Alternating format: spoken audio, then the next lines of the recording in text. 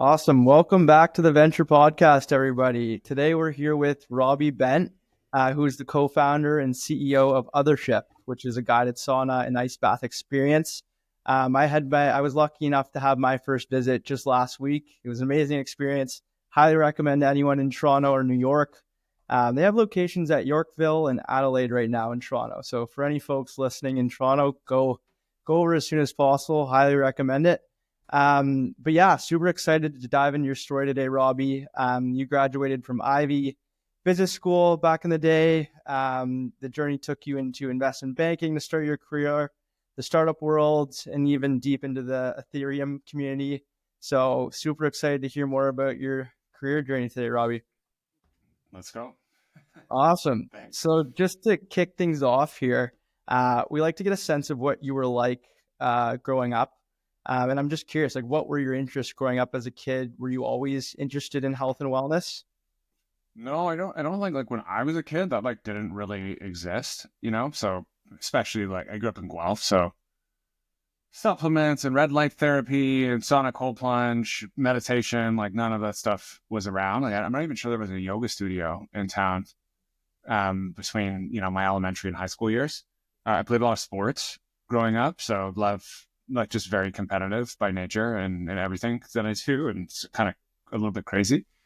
But I was interested in high school. In my last year, I did like my thesis project on meditation, and it was like a really weird thing at the time. I like found some texts, I did some practice, but I just kind of learned about it on my own. And this is pre iPhone and apps, and so it was kind of out there, and that was sort of my first taste of like wellness. But it didn't really come until later, struggling with like burnout, substance abuse, a whole bunch of things like that, that I kind of got more serious about these modalities. Very cool. And I guess you started kind of out at Ivy, graduated from the business school there. What were you kind of thinking about after graduation? Did you know you wanted to do something entrepreneurial, or were you going to do a corporate job? What were you thinking about? I think it's really tough when you're like 18 deciding what you want to do. I think my personality has changed significantly, like probably four times since then, in terms of like, what I consider as my identity. And so at that time, it was just, oh, my dad's in business. So I wanted one to like make my parents proud, which is pretty common. And then to be successful, like one, I wanted to make a lot of money. That was a goal of like to show that, hey, I'm smart, I'm competitive, I'm worthy, I can have nice things, which was like a really big driver for me when I was younger. I was pretty insecure. So making money to like, have a nice car and a nice apartment and nice clothes and that kind of stuff was really important. And I wish if I had gone back, I had a bit more, I explored more younger. I was more confident to find what I like really enjoyed. So I went to Ivy. The most competitive jobs were for investment banking. Those paid the most. So I was like, oh, I'm going to do that. And so I remember like they call it iBanking, and I thought that was internet banking. I didn't even know what it was. And so competed super hard, got like an okay job. And then I still had nightmares about like that whole process. Like, remember they make the interview process so intense, and there's like all this prep and these stupid questions about like the angle on a clock, and they're just stupid. Like that stuff doesn't like, because you can solve a brain teaser in an interview. I remember being so stressed about like having to do math in these interviews.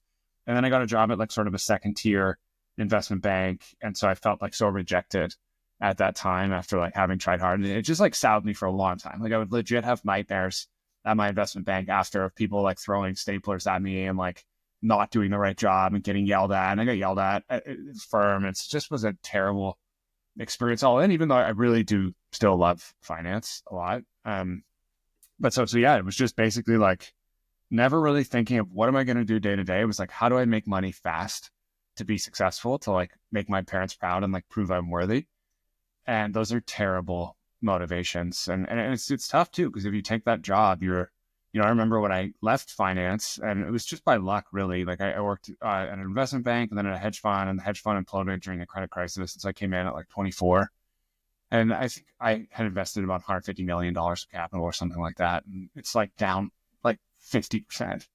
And they're like, what should we do? And I'm like, fuck, I don't know. Like, I just started it. And so So the hedge fund implodes. They come in one day and like, hey, like we're selling all the assets and you don't have a job. And so I was like, oh, and I'm lucky because that if that didn't happen, I was so on like, okay, I'm at an investment bank 2 years now. It's like, how do I get on the buy side? That's what my friends are doing. Now you're making 250,000, maybe 300,000, maybe $400,000 a year, and the next path is like VP, and then that's like $700,000 a year. And when you're like 20, that's 22, 25, that's so much money, and it feels like a good trade of, oh, well, I'm going to work my ass off and just make money, and it's actually it's a very bad trade to make. Like you're trading your best years of creativity, life, and time for like a guaranteed path of money. And I just, it's tough because it's almost impossible to leave because you're 26, 27, you're making, maybe $400,000, $500,000. And any job in a startup that you're going to take, unless you're some type of engineer, which you're probably not if you're in business school, you're probably going to make 100 grand, 120 grand, something like that. And so it's just all of a sudden you've cut your income by 4. It makes it almost impossible to take that kind of risk. So I think there's a parallel world in which I would have just stayed in finance, and I have a lot of friends, and it's tough because you develop a very specific skill set and these golden handcuffs, and it's just very tough to leave those fields. And I question whether those fields are even relevant in 5 years. It'll be interesting to see what happens with AI. Like maybe the senior partners stay relevant who have the networks and stuff, but it will be different than when I graduated. So yeah, that was me, was not confident, very competitive, kind of got forced into a groupthink scenario. And there was no founders podcast and Y Combinator when I was in school. And there wasn't, Tech Stars and like Tech Week Toronto. And like, there wasn't, entrepreneurship was way harder than it is now to get started. But it wasn't something that was like, I got obsessed with until I was around 30. You brought up an interesting point there about knowledge work. Do you feel that it makes sense for people now more than ever to take maybe a riskier path because, as opposed to traditional knowledge work, given what we're starting to see with AI? What are your thoughts on that? As being someone who's been in the finance industry, who's been in these very knowledge intensive industries before.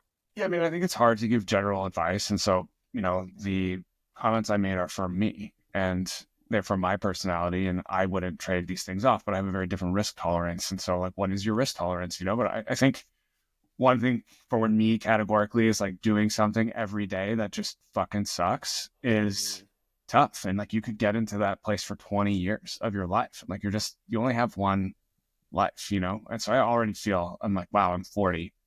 And like, I wish I had started 10 years earlier. And I wish I had moved to San Francisco out of school. And like, for me, the turning point came, I just felt like total failure. Like I started a startup when I came back, but like not out of the right reasons. I was just like, oh, like legit, Mark Zuckerberg is my age and he started Facebook, and like this thing seems like it's cranking. I'm like, wow, that's maybe a path. And so I had a network and the ability to raise money, and I met a technical co-founder, and we built like a Google Fi type competitor. And that part I was so naive. I had no idea what I was doing. I was in Toronto. I was like hired all these senior people, blew all this money. Product never really worked super well, but like, is that Romley? Yeah. Romley. Yeah. So it's like, a SIM card that you would put in your phone, and you could keep your phone number and travel and have a local identity wherever you went. It's like extremely challenging, technically a ton of capital required up front. We can talk more about that. But even then I was like, I don't give a shit about roaming. I was just like, whoa, this is a technical co-founder and like a cool opportunity to make a lot of money. And totally wrong viewpoint. I think like that can work, and it does sometimes, but it's just very difficult motivator. And that project, like after 2 years, it wasn't going well. We'd spent way too much. We had a bloated team. I didn't really know anything about lean startup either. I didn't have advisors here. Wasn't around people in like the startup space that were grinding, and it failed. And like I learned some things about like what not to do that are hard-earned lessons, like encoded in my DNA now. But if you go out, like after that experience, I was like really depressed. And that's when I got into health and wellness, because I like, I had to move. I cared so much about money and having like a nice place. I had to move out of my apartment and like sell my car. I had all my stuff in these plastic bags. I like moved back into my parents' house. We go for dinner. And, I'm with my friends who are in investment banking, and I'm like, oh, can I get the side bill? And it's like embarrassing. I'm getting like sparkling water and appetizer. And it sucked. It was like really fucking hard. And so I moved to Israel, and just sort of by luck got into meditation, and through meditation, psychedelics, and like became pretty obsessed with sobriety and health. But at that point, I actually moved to San Francisco, and this time my goal was be around smart people and like focus on that and focus on like the energy of like good people. And I still like really, really, really believe in that. So I moved there, and all of a sudden I'm hanging out with people like, my mentor who I worked with at Ethereum was one of their first employees at Dropbox. Then, all of a sudden I'm pitching a crypto project I'm working on to Mark Andreessen, like, live, like him and Ben Horowitz. And, and I'm like achieving things that when I just thought I was a failure, I like feel good. There's like an energy there.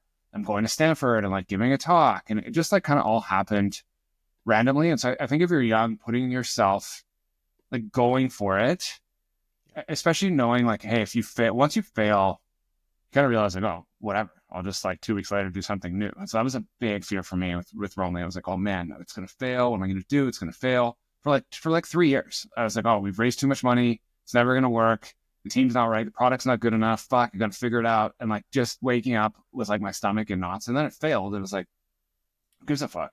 Okay, 2 weeks later, like on to the next thing. And so you can, like, especially when you're young, you can keep trying. And so this will sound maybe silly to some, but if you're 22 and you moved out to San Francisco and it takes you 2 years or like 4 years to give it a shot, like you could try 5 things for 4 years, and that's 20 years, and you'd be 42 and you're still only halfway through your career. So like your shots on goal, like there's a lot of opportunities. And like in each failure, you're learning what works, you're gaining skills, you're meeting new people. Like you will eventually, like I heard an interesting thing on My First Million where he was just saying like everyone he knows in San Francisco that's stuck with it, when they went out there in 2010s, 14 years later, like basically everyone has made something of themselves.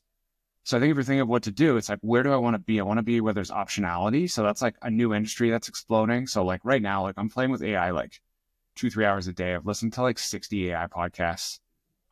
Even though it's like it's pretty tangential but not tangential to like brick and mortar and what we're doing. I'm finding like it's great. Like I have so many ideas to build companies in that space.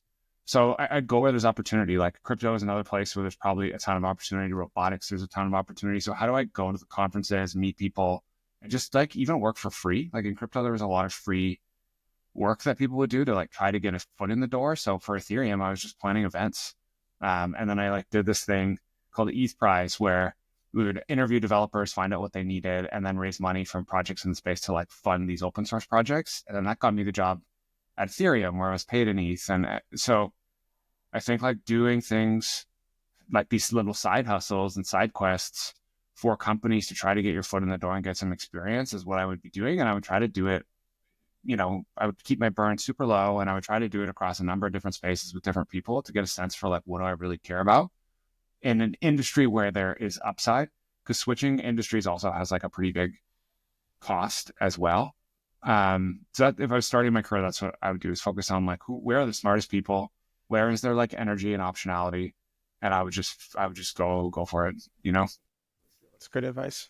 Really good advice. And I did also want to ask Robbie, because you did mention like when you finished investment banking, you're kind of at a low. When you tried your first startup, that failed, then you were at a low. Like, how did you dig yourself out of these ruts? And after the first startup failed, like what made you interested in trying another one? Like, I feel like that's such a hard thing to do. For many people, they'd probably take like a safe career option and instead of trying another startup, which may not feel like you're on the right path. So my question to you is like, how do you know that you're on the right path or doing the right things to eventually make it become something and get yourself out of those ruts, obviously, when you're not doing well?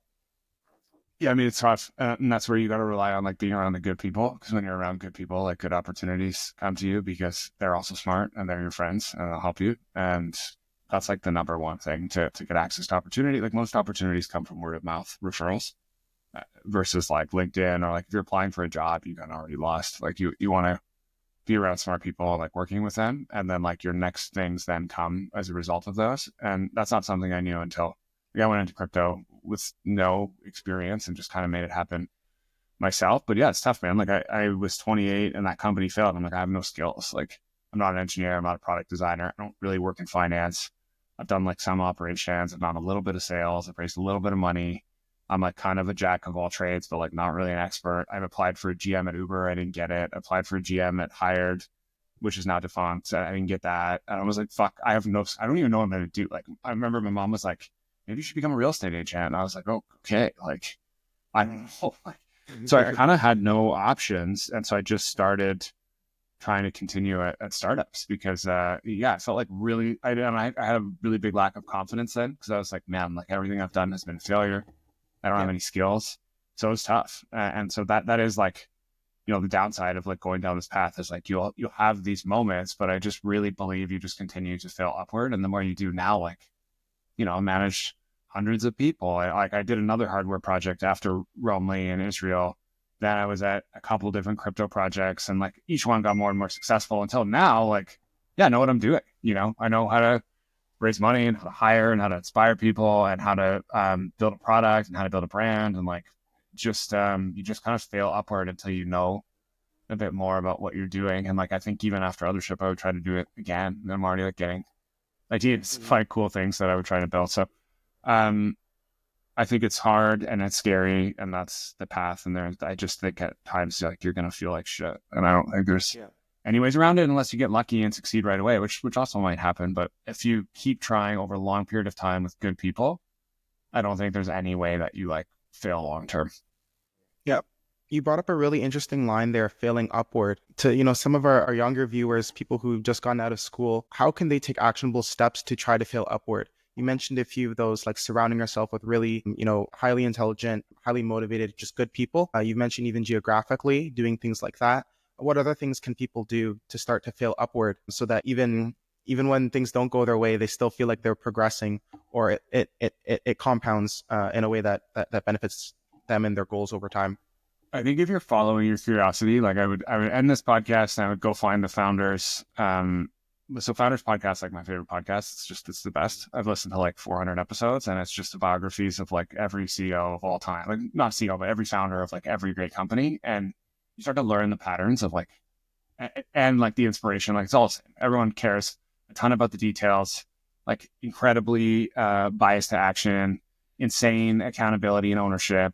Like they all just care so much. And so it's like, what can you find that you care about? And that's why like curiosity is important. But in that series, there's a episode by Paul Graham called like How to Do Good Work.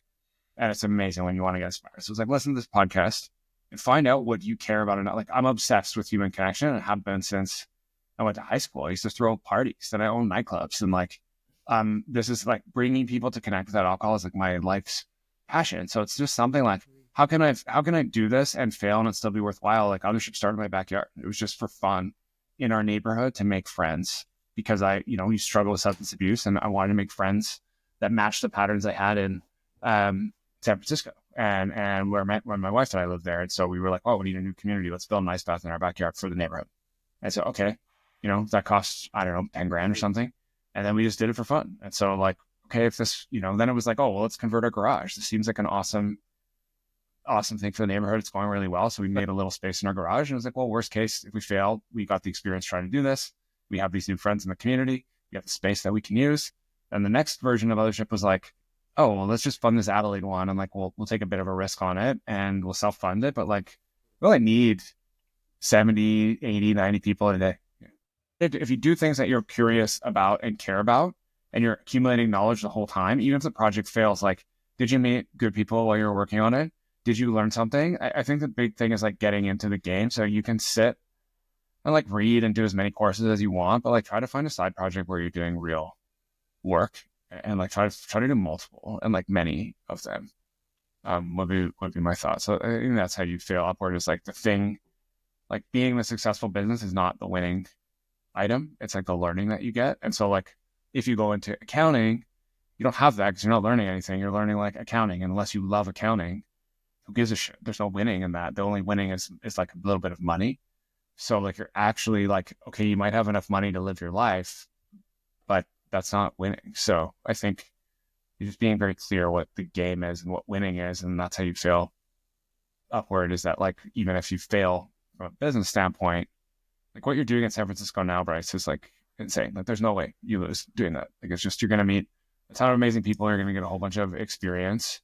And if this company doesn't work, great. Like you'll probably have 3 other ideas or get hired at, another startup or a bigger company. And then you work there for a bit, then you'll start something new again. And so, yeah, like side projects, hustling, good people, like, especially if you're like younger, like it's different if you have kids and, you've been trying to make a change at like 30, 33, or 35. There's more risk to consider, but right out of school, it's no question. Well, Awesome. that's great advice, Robbie. You've offered some really good advice so far. I want to now dive into the Othership story and hear some other cool stories of building Othership. You mentioned this kind of started in your backyard, just saunaing, cold plunging. How did this all of a sudden translate into you leasing out a space in Yorkville? I don't know where the first one was started, but how did the action thereafter follow, and where did the conviction from that come? Yeah, it was actually like a first date with my wife was at a Russian bathhouse in Etobicoke. And so she was like, "Hey, I know you don't drink. I've heard on podcasts about cold plunges on Rhonda Patrick. Like, let's find one." And here's a Google search. The only one was on the outskirts in a traditional like Russian bathhouse. And so we went. Amazing first date. Like, no worries about what we're saying. And you're up and effort from the plunge. You get out, you feel super good and connected, not on your phones. It was just like, it was awesome. It was so much fun. And so that was something we did like every week. And, even to the point where we got engaged in the sauna in my backyard. So it's like really awesome. Like, and we're co-founders of the company, me, her, and then the 3 of my other like really good friends. And so we've been doing bathhouses for 4 or 5 years before we moved back to Toronto. We were doing them every week in San Francisco. We're doing them every week in Berlin. It was just something I did because I wasn't drinking. And so someone would be like, "Oh, let's go hang out this week. Like, let's go to a bar." I'm like, "No, I don't want to. Let's go to a bathhouse." And so we'd have WhatsApp groups form, and I would just see, you'd go to, Denver, and on the outskirts, there was like a place that's been open for 40 years and that's closed all summer, but still somehow making money. And so it's just like, wow, these never go out of business. They seem like pretty good businesses. So when we built the first one in my backyard, we did a ton of research. I probably went to 70 different bathhouses around the world over like a 5-year period. And then I would just talk to the managers and like, "Hey, is this a good business? How do you get customers? What are the costs like?" I worked front desk shifts at a couple different ones to like get a sense of if it was something I'd like. When we were going to open, one of my partners had opened a number of nightclubs, and then my family's in the restaurant space.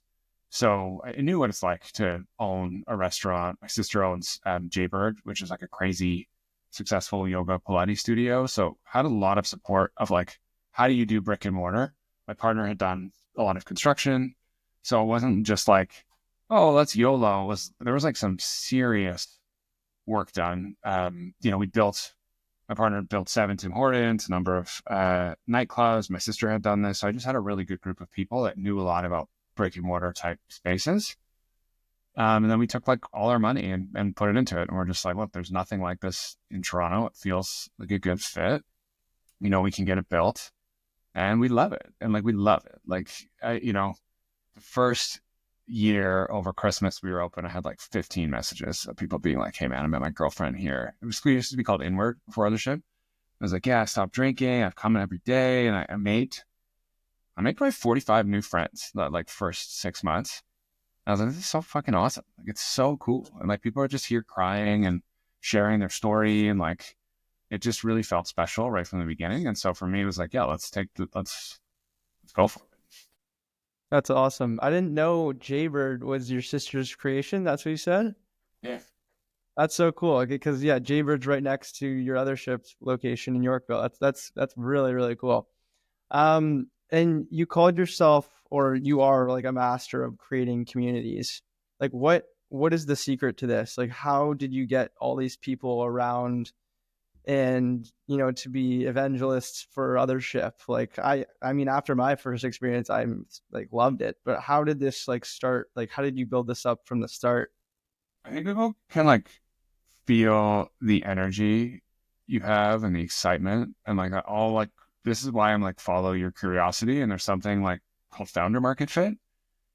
And so a lot of times, if you're an investment banker and you get your MBA and you're like, there's a good opportunity to roll up hair salons, but like, you don't cut hair or even get your hair cut at a salon, like, people can feel that, like, it's going to suck because it has no soul. And so you can make money doing that, But I think people like charisma is curiosity, and curiosity is just like, I'm so interested in this thing. Like, I love it. And you're around someone, it could be the nerdiest thing ever. Like someone could be like, and I love fantasy novels, so I'm in this camp. But if someone's like, yeah, I've read like every single Robert Jordan novel, of like, I'm on the Reddits, like talking about the characters. I made my own board game about it. I'm like, oh fuck, tell me more about that. Like, that's so cool. So I think people feel energy, and like we were just so hyped about what we were doing because it's the only place you could go where you could like have these amazing connections without alcohol.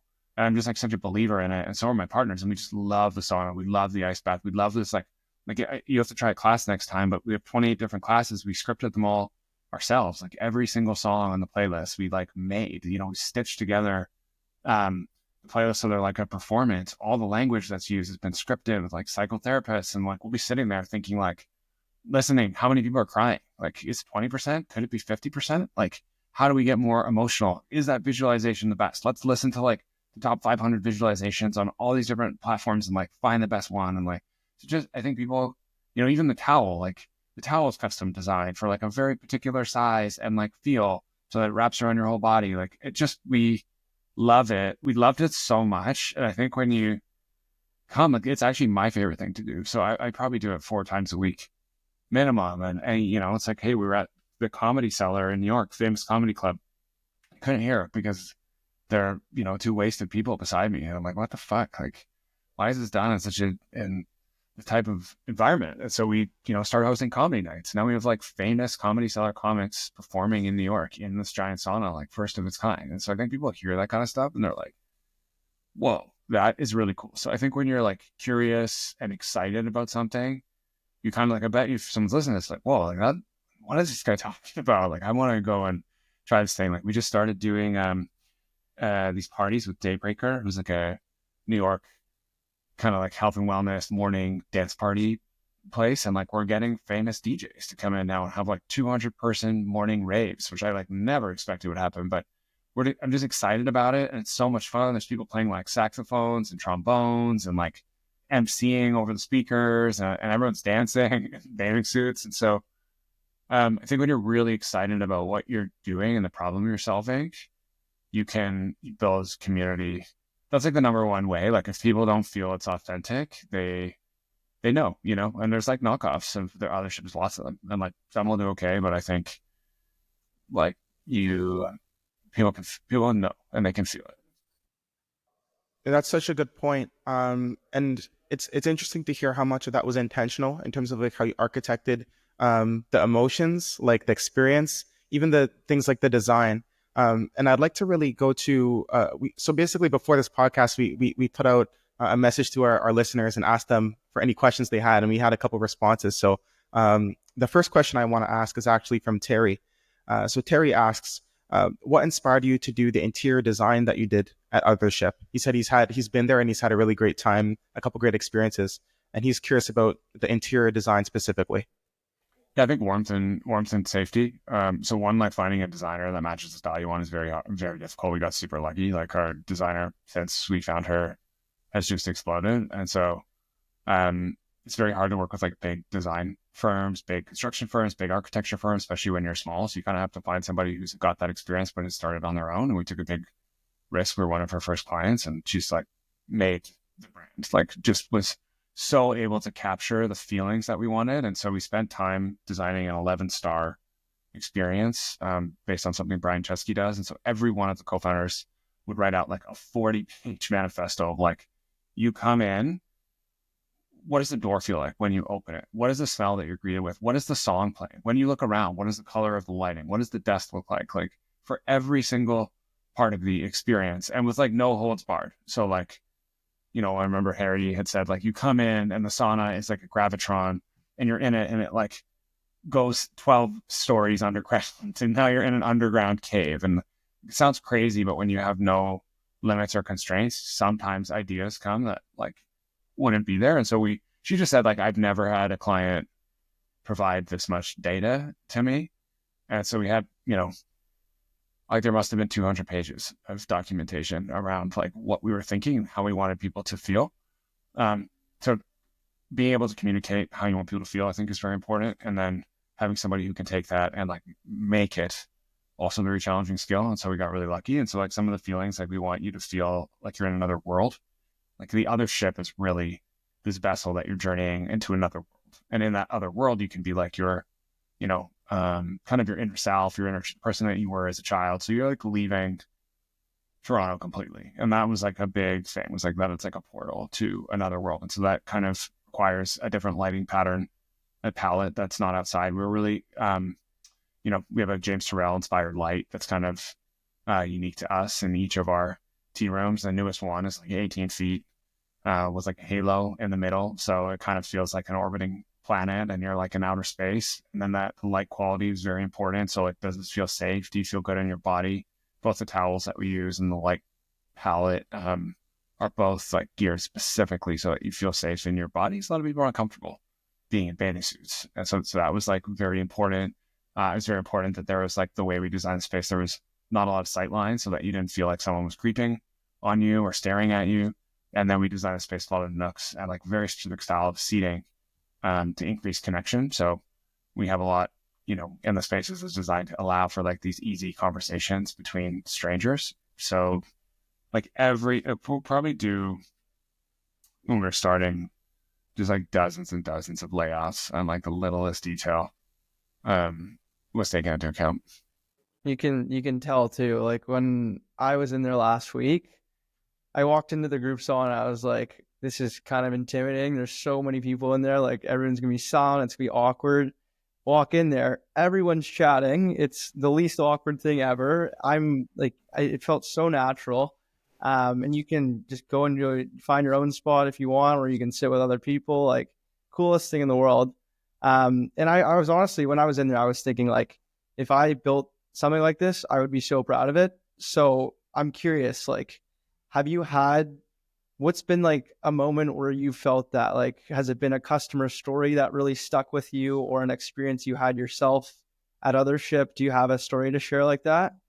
Yeah, I've been like a million, every day. Like just recently we were going to do, well, pretty cool. I'm going to be in the New York Times in like a big post in the style section. So like, I'm from Guelph, like building something in Toronto was cool. Building something in New York and launching it and getting the response that we have is like, it's pretty surreal. Like I never would have expected that. Like it's the most competitive market in the world for fitness. And we built something there that's actually net new. It's not like a franchise. It's not a copy.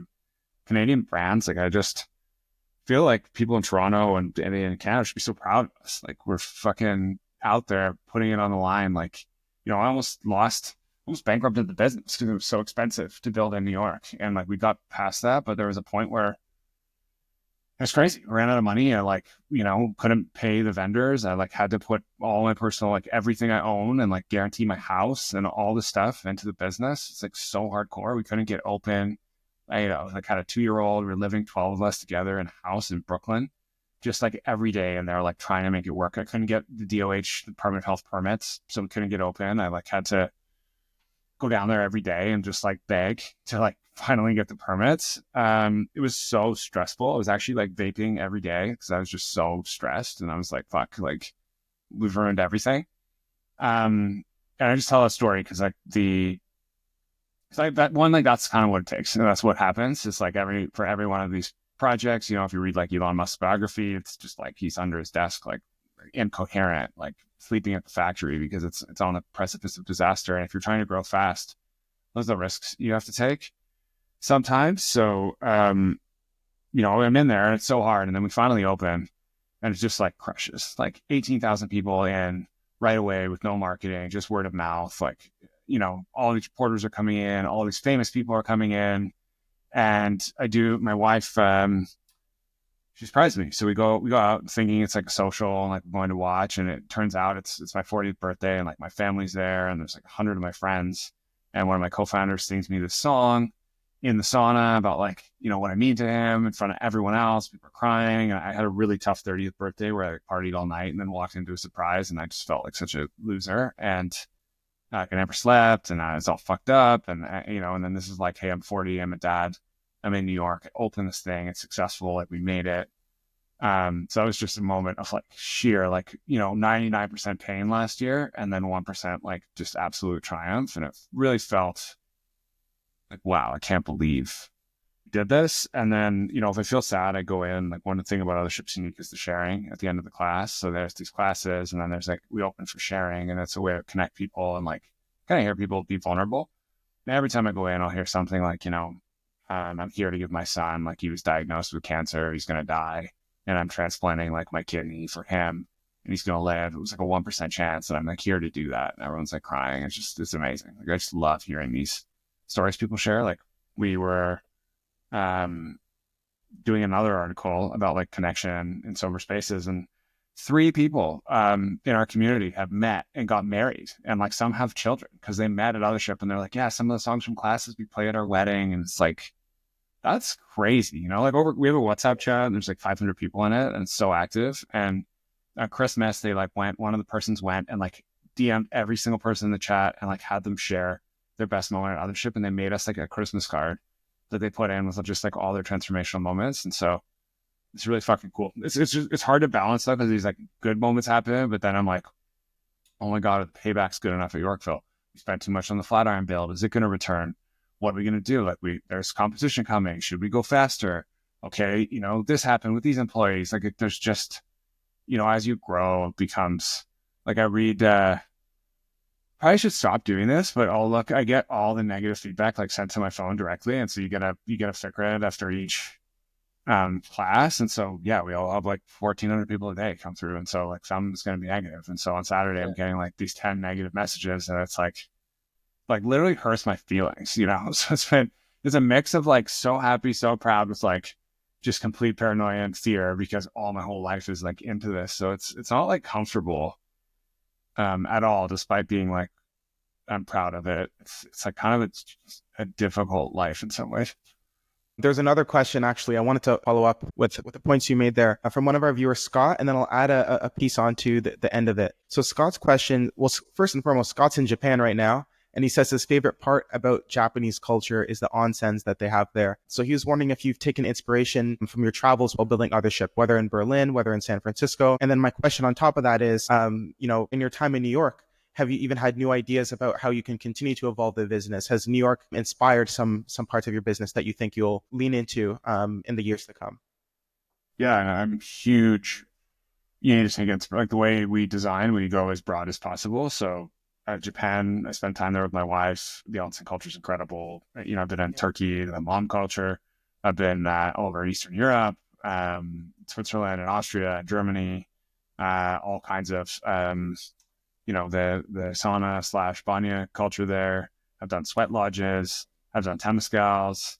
Or been in 20 cities in the US to visit sauna places. So that's massive. Like, just understanding the landscape and what you like. Every single trip I go on, like I was just in the Dominican and I went to like 2 spas, and I'll try to see if there's like 1 idea or 2 ideas. And like in this one, they had a big ice tower with like crushed ice that you would then use to exfoliate. And I was like, oh, that's really cool. And so like, we'll implement that. And so we'll make our own spin on it, where we make the ice balls that are going over the stove and putting essential oils and using them as an exfoliant now in the showers as like a little magic moment. So definitely grabbing inspiration from like different bathing cultures. But I think what makes Othership special is we're taking, it's much more than like the hot and the cold is just the tool or activity, but what we're trying to create is human connection. And so I'll look at things like, really good dinner parties, really good matchmakers. What are they doing? I'll do psychedelic medicine retreats. I'll go to things like Daybreaker that are dance parties. I'll go to ecstatic dance. I'll go and try personal development and leadership stuff. Like, I'm doing Tony Robbins next week. I did Landmark. I've done, 10-day Vipassana retreats. And so I think really interesting innovation emerges from trying many different fields and combining them in new ways. And so if we just did a bathhouse, it would just be a sauna, steam, just like anything else. But Othership is so unique because it's taking things from like group therapy and performance. Since we opened in New York, I mentioned those parties are brand new, like having 200 people in, and we've now brought that back to Toronto. The comedy nights are relatively new. We brought that back. I just was really inspired by like, how do we get people to become even more friends? So we launched something called Friendship. And so it's where you do a quiz beforehand and you get matched with people based on your interests. And the idea is that you come alone, maybe with one friend, but you're not coming with a group. And the whole session is geared around questions, introducing people in different ways, so that you're like, we want you to leave having met 10 people. You can't do that on a regular night because, if you're there with your friends, you don't want to touch 10 strangers. So that's a new idea. We just launched Levership a couple weeks ago for Valentine's Day. It was a singles party on Valentine's Day called Levership, and it was like super successful, sold out in like half an hour at each space. So we're always trying to push the envelope on what we can do for like the core value is like kind of emotional work with others. So like being yourself with others, connecting with others through like sharing your emotions. And so we'll try anything that kind of fits with that mission. So cool. Wow. I know we only have 8 minutes left here, Robbie, and the discussion's been really good, but I kind of want to ask you two last questions here. Um, One, I know, like, I guess, is it Reid Hoffman who says it's so important to pick a venture idea or like pursue a venture that you have like a deep rooted founder market fit or passion for? And it's very evident to me that that's clear with you and Othership. Is that something you'd recommend to people who are, eventually want to found a company one day and are maybe working corporate right now? What advice would you give to people who have have it in their mind, they want to start something one day, aren't doing it yet, and where do they start, kind of thing? I think you just have to be very interested in the problem. You don't have to like the space per se. And there's for every example of something that works, there's examples of a million things that work in a different way. And so there's a lot of people that like, hey, I'm doing a private equity roll up and they do super well and are happy. And there's people who say, it's not for me, but there are people that works for. And it's just like, hey, what type of person are you? What's important to you? How important is money and stability? How important is risk? And where do you find enjoyment? And so some people just love doing sales. Like I have a friend, he's so pumped about SaaS software using AI for like annual goals and rhythms. And like, I don't give a shit about that, but he loves that stuff. And so it's like, what can you get interested in? What can be a problem I've seen is like I worked in roaming just to make money, and like I didn't give a shit about roaming. I didn't give a shit about solving the problem. I didn't think it was interesting. It was like a terrible choice. So I think that can be bad. Like if you're choosing something just for money, it can work. But if it doesn't work, did you learn anything? Are you going to do it again? It's very short-sighted because you're doing all this work in a space that you don't care about. So there's more risk, I think. But also like I've also seen, people go and like, I fucking love working out. I'm going to have a gym. And then guess what? The gym's going okay, but there's all these problems. And they're like, oh my God, I hate the thing that I love doing. And I can't be in gyms anymore because I'm just here all the time. And it's always problems. So you have to be careful too about like, don't ruin your hobby. So I definitely don't think you have to like take something you have a hobby in. I think it's good to like find a problem that you care about solving. And that can be exciting, like that you're passionate about. That's important. You have to be curious and want to continue to make it better and then it depends what your goal is. Like my goal is to build a huge business here. And like, that's the path we're on. We're trying to build 40 units. We're trying to make a dent in loneliness. It's like going to be a big thing. And so I think about this all day and all night. And like, if you want to compete against me, like, good luck, let's go. Like I'm fucking putting everything into this. And so that's because I care, and so it's just really hard to do that over a long period of time. If you don't really care. So I think that's a lot to take in, but my gut would be don't ruin a hobby unless you're really pumped about it, really care about the problem and the mission. And like a customer, when they come on Othership, like has a good time, like that's like more enjoyable to me than vacation, like when somebody says, hey, this happened, I love it. And it gives you like a lot of fuel. So I think if you care about solving the problem, either it's intellectually challenging or you're happy with like the end result of what you're delivering, that's very powerful. 100%. And Robbie, what you kind of dived into it a second there, but like, what is your goal for Othership over the near term? Like, I'm sure you said you want to expand, but where do you see this in like 10 to 20 years? Like, what's the big vision? Yeah, I think big vision is that like this emotional wellness classes that we created are common everywhere. Like not necessarily that we made it. Like there's copiers, there's people who worked for us that have started similar brands, and like fuck yeah, like let's have it everywhere. Let's have it in every city. And that this is like doing a love and kindness practice once a week at a sauna and ice bath is like common for people. Like that's the number one goal. And how do we get there? Like, yeah, we're just going to keep expanding. So we're in construction on Brooklyn. It opens in a couple months. I'm just about to sign a new lease for another space in New York, which I haven't announced yet. Plans to do more. Like I could see us easily with 10 between Brooklyn and Manhattan. I could see us in San Francisco, LA, Miami, Dallas, like all over the US. I could see us with big retreat centers that like our community goes to for deep dives. I could see us with like outskirts membership models where people reverse commute and they go out and there's, food, sauna, cold plunge, gym, and you kind of co-work at the space, but you do it in a community and it's focused, sort of got the Othership vibe, but some more elements. So I could see like, in major cities, we have a number of like smaller ships, and then on the outskirts, like kind of a membership style model. And then we probably have a retreat center where you go to that's more like Canyon Ranch for millennials. So, and then there's like the app. And so I think it's just like every city you go in the US, there's an Othership, and there's like tens of millions of users. That's the goal. That's awesome. That's a great goal.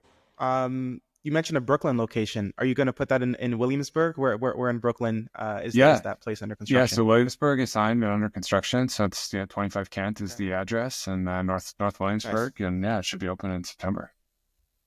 Awesome. I'll go check that out. I'm in Brooklyn a good bit, so that'll be really cool. Awesome. Well, Robbie, thank you so much for coming on the podcast. We're so grateful to have you on, and I think you give a lot of really good lessons and good pieces of advice to, especially a lot of our viewers are younger, just out of school. And it's just a great framework to approach career, to approach going after your goals, because, life's too short otherwise to go after something that you don't love, and to fail upward and to try things. And even if it doesn't work, you don't give up and you keep going towards your goals. And I think that's a really great lesson for a lot of our viewers. And also, obviously, in terms of Othership too, right? So many great lessons in terms of building that company. And to our viewers, we hope you guys can check it out. We hope you can go to an Othership. There's a lot of locations, a couple in Canada, and there will be many more in the years to come. So, yeah, thank you so much. Yeah, just like one final point is, if you listen to this and you're like, whoa, that is cool. I mean, we're hiring a marketing manager and also like probably a chief of staff type role, like somebody to work directly for me, ideally like 2, 3, 4 years out of school. Not much experience required for both, and just a willingness of like, hey, I want to go super hard, learn a ton, work with like the greatest AI tools, get my hands dirty in like a startup environment. And so if there's people in the network that you think are a good fit, this is like a great chance to become part of a growing startup early on and get some experience. Awesome. Yeah. So if you were an investment banker and you want to work long hours, but like actually help people and learn a lot, then that's kind of what we're looking for. Hey guys, you heard it here first. Venture Podcast is the new Boardy. We now do connections, but yeah, that's awesome. There's definitely some people who will watch this who I think will definitely reach out. So awesome. Thank you so much, Robbie. Thanks, Robbie. Thanks, guys.